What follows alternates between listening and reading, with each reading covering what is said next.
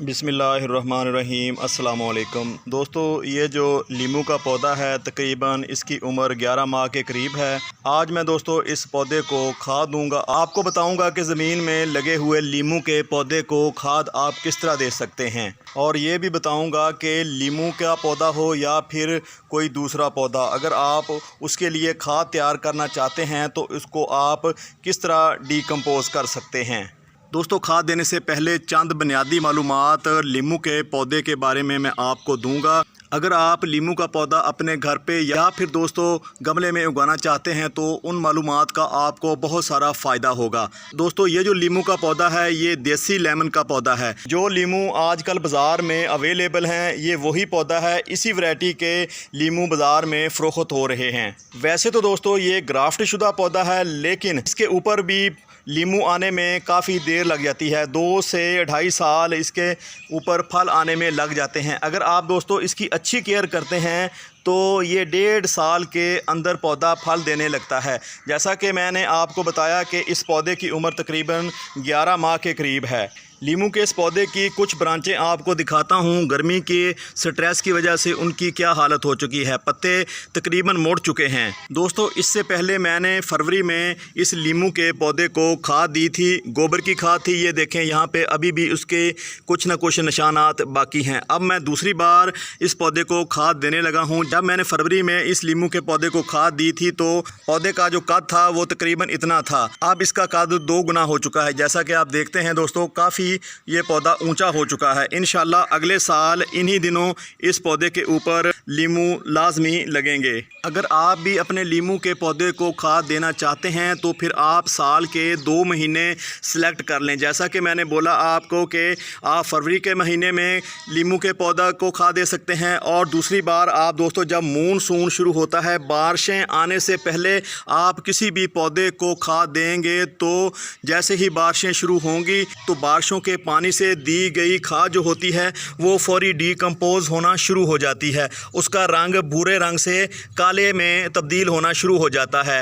अब बात करते हैं कि हमने इस लीमू के पौधे को खाद किस तरह देनी है, कहाँ पे हम खाद दें इस पौधे को, उसका ज़्यादा फ़ायदा होगा। तो दोस्तों थोड़ी सी बात कर लेते हैं कि लीमू का पौधा बुनियादी तौर पर मदर रूट और फीडर रूट के ऊपर मुश्तमिल होता है। जैसा कि हर पौधा इसी जड़ों के ऊपर मुश्तमिल होता है, यानी कि एक मेन जड़ होती है और दूसरी दोस्तों फीडर रूट होती हैं जो इस एरिया से पौधे के लिए खुराक हासिल करती हैं। जो मेन रूट होती है, जो मदर रूट होती है, उसका काम पौधे को मजबूती से सहारा देना होता है। किसी भी पौधे को सर्वाइव करने के लिए उसे खुराक की ज़रूरत होती है।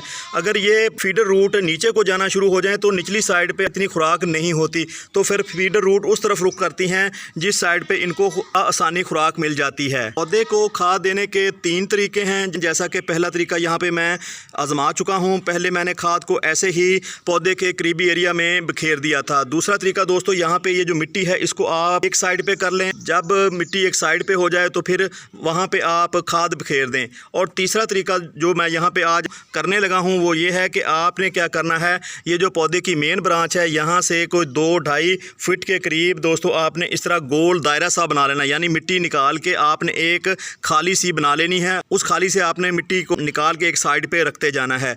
2 से 3 इंच गहराई में जब खाली निकल आए तो फिर आपने वो जो खाद होती है उस खाली में डाल देनी है। जैसा कि मेरे पास ये खाद मौजूद है तो मैं आपको बताता हूँ कि इस खाद को मैंने कैसे तैयार किया है। दोस्तों यहाँ पे आप देख रहे हैं इस खाद का कलर थोड़ा सा आपको ब्राउन सा नज़र आ रहा है और थोड़ा सा आपको सफ़ेद नज़र आ रहा है। ये जो इसमें सफ़ेदी नज़र आ रही है ये दोस्तों मिट्टी है। ये पहले कच्चा गोबर था, इसको डिकम्पोज करने के लिए मैंने इसमें थोड़ी सी मिट्टी मिलाई थी, तो ये काफ़ी हद तक आप देखें काला हो चुका है, डिकम्पोज हो चुका है। अब हम इस खाद को किसी भी पौधे को दे सकते हैं, इसका कोई नुकसान नहीं होगा। अगर आपके पास भी कच्चा गोबर है तो फिर आप ये थोड़ी सी इसमें मिट्टी मिला के और ऊपर से थोड़ा सा पानी छिड़क के इसको नमी दें, और आप देखेंगे कि 2-3 माह के अंदर आपके पास फ्री में बहुत सारी खाद तैयार हो जाएगी।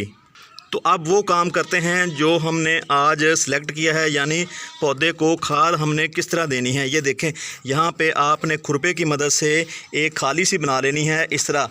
तो ये जो मिट्टी है, मिट्टी आपने एक साइड को करते जाना है और आपने ये जो खाली है ये एक दायरे की शक्ल में बनानी है, यानी 2 से 3 इंच आपने ये गहरी खाली बनानी है।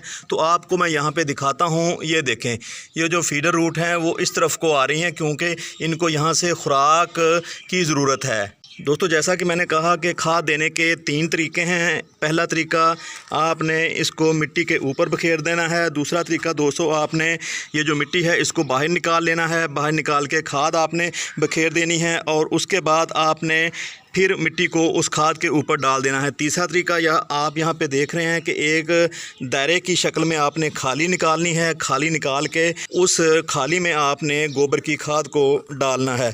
तो दोस्तों मैं एक दफ़ा अपना कैमरा एक साइड पे रखता हूँ, फिर ये काम जब मैं कर लूँगा तो फिर मैं आपको दोबारा दिखाता हूँ कि हमने किस तरह ये खाल बनाई है और किस तरह हमने यहाँ पे खाद का इस्तेमाल किया है। तो दोस्तों जैसा कि आप देख रहे हैं खाली हमने यहाँ पे तैयार कर ली है जिसमें हमने खाद डालनी है। खाली की आपने गहराई ज़्यादा नहीं करनी क्योंकि आपको पता है कि जो फीडर रूट होती हैं वो ज़्यादा गहराई में नहीं जाती, इसलिए आपने खाली को ज़्यादा गहरा नहीं करना और इतना खपने की ज़रूरत नहीं, यानी कि आपको इतना तंग होने की ज़रूरत नहीं। आपने बिल्कुल 2 से 3 इंच गहरी खाली यहाँ पर तैयार करनी है। तो दोस्तों आप मेरे हाथ में एक छोटा सा फ्राई पैन देख रहे हैं, ये बच्चों का खिलौना है। तो हम इसी को यहाँ पे इस्तेमाल करने वाले हैं, इसी से हम यहाँ पे खाद डालेंगे इस तरह करके।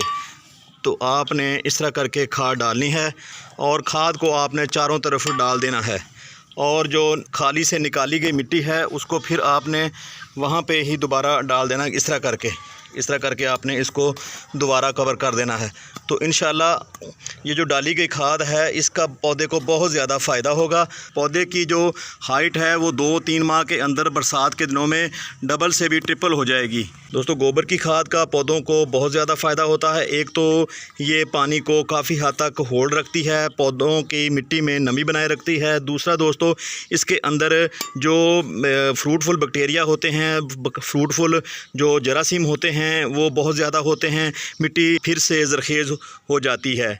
इस स्टेज के ऊपर हमारे इस लीमू के पौधे को गोबर खाद की बहुत ज़रूरत थी क्योंकि पौधे की इतनी अभी हाइट नहीं है। हमें सबसे पहले पौधे की हाइट चाहिए, पौधे की ग्रोथ चाहिए। जब पौधा अपनी ग्रोथ मुकम्मल कर लेगा तभी जाके इसके ऊपर अच्छी फ्रूटिंग हो सकेगी।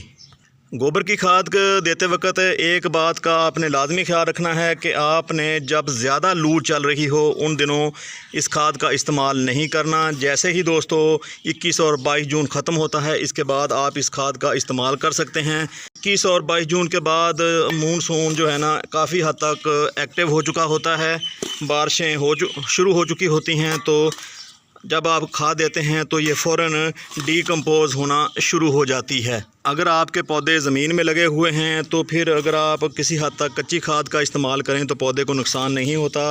अगर आपने पौधे दोस्तों गमलों में लगाए हुए हैं तो फिर आप हरगज़ कच्ची खाद का इस्तेमाल ना करें। ख़ासकर जो गोबर की खाद होती है, कच्चे गोबर को पौधों को मत दें, नहीं तो आपके पौधे गर्मी के दिनों में सूख जाएंगे।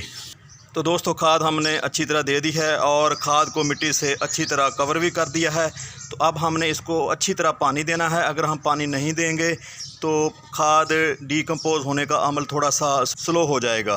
दोस्तों अगर ये वीडियो आपको अच्छी लगी है तो हमारी वीडियो को लाइक कर दें। अगर आप हमारे चैनल में पहली बार आए हैं तो हमारे चैनल को भी सब्सक्राइब कर दें। जज़ाकल्लाह। अस्सलामु अलैकुम वरहमतुल्लाहि वबरकातुहू।